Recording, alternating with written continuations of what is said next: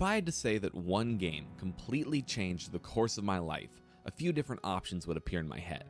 First would be Night in the Woods, a game whose story completely changed how I analyze and have viewed every single game since. Next would be Borderlands 2, a game which got me through some pretty dark times in my life.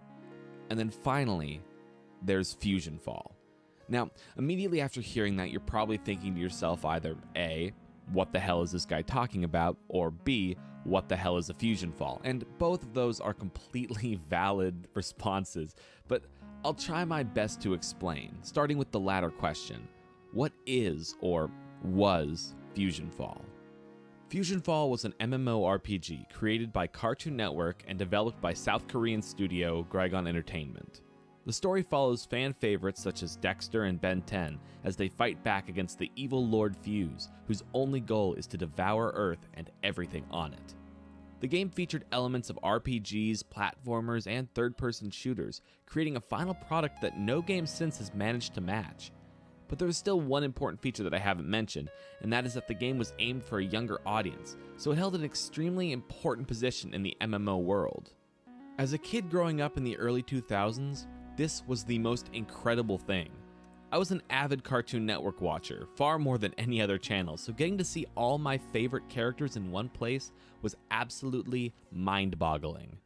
Characters from classic shows like Dexter's Laboratory and the Powerpuff Girls, and newer shows like Chowder and the Marvelous Misadventures of Flapjack, all existed together in one cohesive universe where you can create your own character and walk among them. Like I said, mind-boggling. But of course, there's more to the game's greatness in my mind than just that. Like I mentioned earlier, the game wasn't just an MMORPG, it was also a platformer. There were extremely intensive jumping puzzles, some of which were really difficult and fun to figure out. This kind of genre mashup also hadn't happened before, and the closest anything has come since is Guild Wars 2. In a similar fashion to other MMOs, the game features a semi-linear plot with a ton of side quests. Completing quests unlocks currency and items, which can be equipped to make your character stronger. There are different kinds of weapons available to use when fighting Fuse. Standard things like swords and hammers, as well as some wilder stuff, like a guitar that shoots sound waves or a crayon gun. The game doesn't feature a skill bar like many MMOs. Instead, it has what's called nanos. Nanos are smaller versions of Cartoon Network characters, and they each have special abilities which you can choose to use. Whenever you level up, you're given a quest to go fight one of Fuse's evil minions, and then you are given a nano as a reward. Think of it as your standard leveling up of a new skill, but each nano has 3 different abilities to choose from, so you can use them to suit your playstyle in whatever way you want. There were a total of 56 available nanos in the game, so there's a ton of diversity in how you could play. It really made the game feel special. There is so much to admire about this game, from its creative character design to its wonderful sense of storytelling, but everything comes down to the very core idea, that this is a game made for kids. When creating the game, Cartoon Network and Gragon Entertainment settled on using Unity to run it.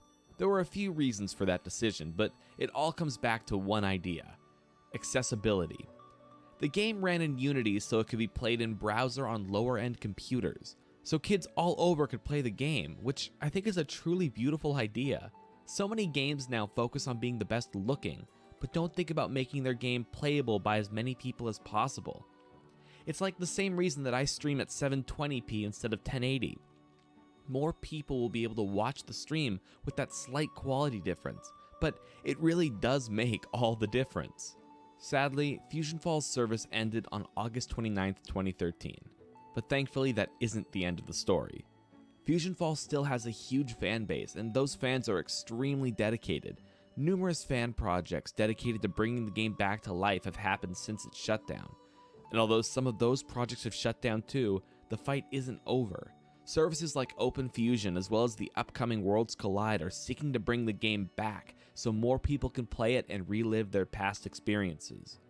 I'm extremely thankful for these fans who are working so hard to bring back the game. Without them, I never would have understood why the game was so life-changing for me, which brings me to my second question from earlier.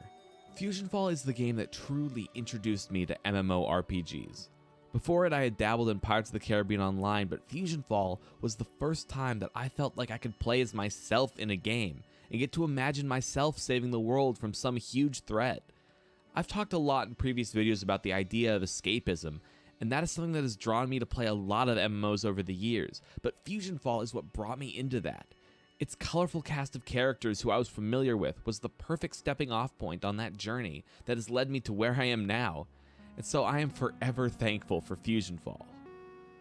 I'm extremely excited to see Worlds Collide when it comes out. I was a huge supporter of the last project, FusionFall Retro and Legacy, before it got shut down, so I'm really happy to see that people aren't getting deterred by that. The world of FusionFall truly was amazing, and so many people deserve to see it and experience it for themselves. But for the time being, we'll have to wait. But I know it'll be worth it. Thank you so much for watching. If you like what you saw, be sure to subscribe and check out some of my other videos. There's links to some of those right there, and there's a link to my whole channel right there, so just go explore for yourself. I mean, I'm not in control here, you do you. Peace out, y'all. I'll catch you on the flip side.